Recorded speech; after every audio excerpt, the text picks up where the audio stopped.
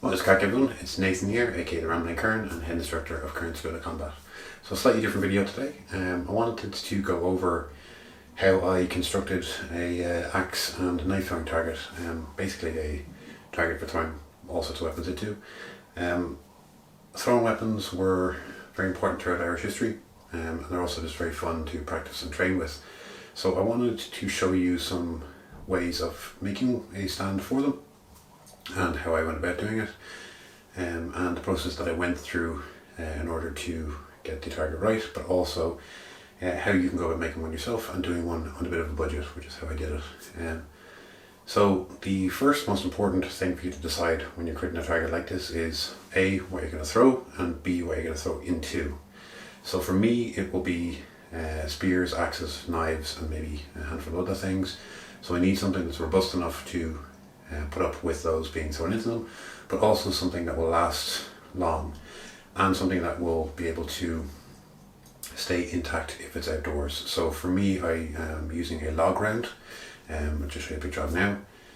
So if you are trying to find a log round, the easiest way that I found was to get in touch with a tree surgeon, or if there's anyone in your area who sells firewood, sometimes they'll be able to help you find a large enough log round.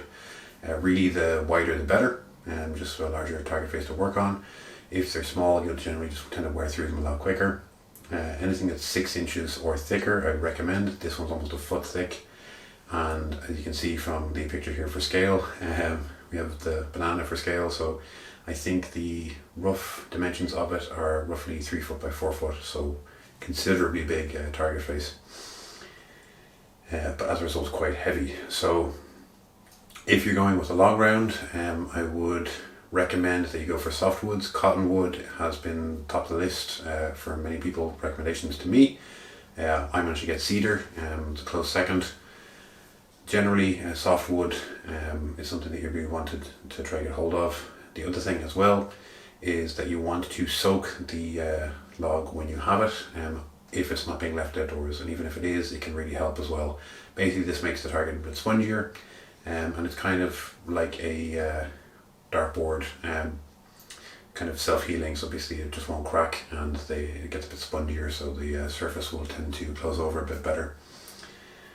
Once you've done that, you need to decide how you're going to put the target together. So for me, I used the most expensive part of this was the log itself.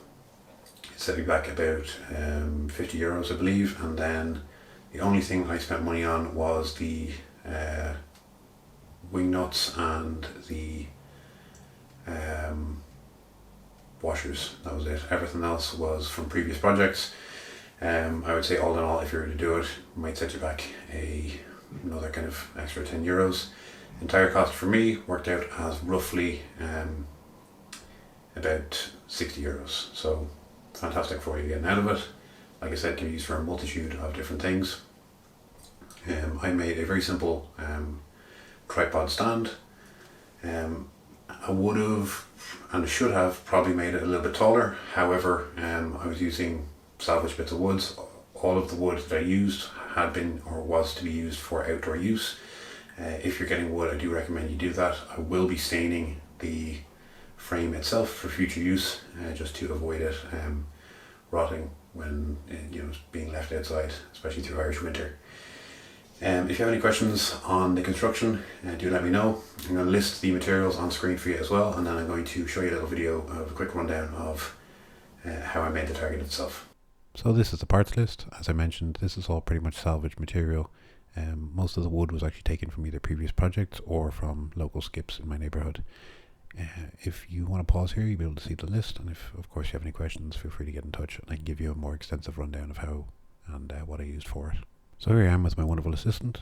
So for the main legs themselves, you will want 2 for the front and 1 for the back. The ones on the front will need to be 2 inches shorter than the one on the back.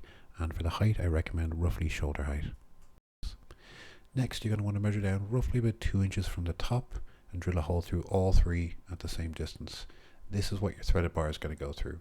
Originally, I had intended to use a washer and nut on one side, but after changing the design, I went with a wing nut on both sides as it seemed a little bit better and actually allowed me to adjust on the fly as I went. Now the other thing is that you want both sides to splay out a little bit like this so that it will actually pinch the center piece of wood and hold the tripod in place. And I went with a much bigger bar to begin with so that I had additional material that I could cut off once I adjusted to figure out the overall correct piece. Next you're going to want to add on your cross piece. Here I actually use a old bit of door frame from my shed. You want to measure so that there's an equal distance on each side, as you can see here. And this is so that the log will evenly sit on these.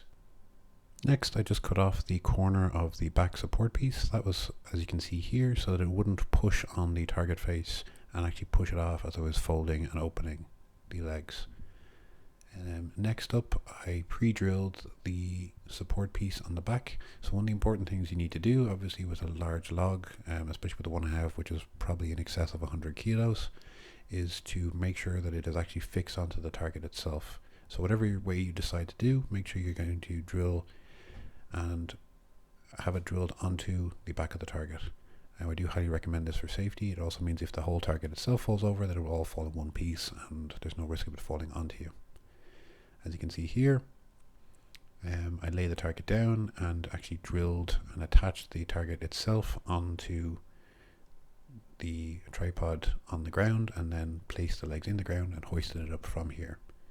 As you can see, this is the finished product. So the target itself stands roughly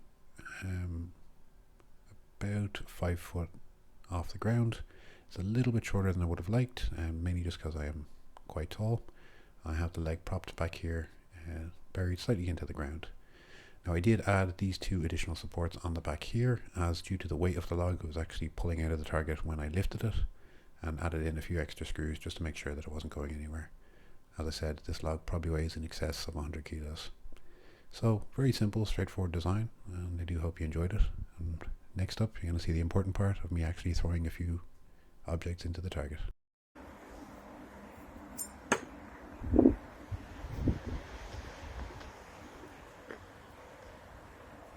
Thanks for watching, guys. So that is how I put the target together. Like I said, if you do have any questions on how the target was made and how to make your own, please do let me know.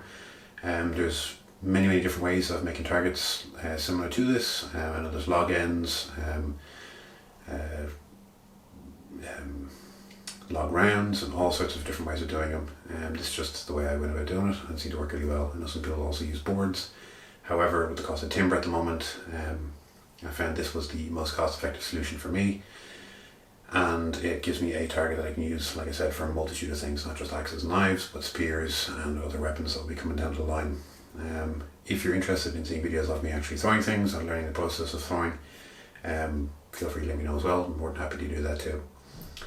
And like I said, if you have any questions, please do let me know.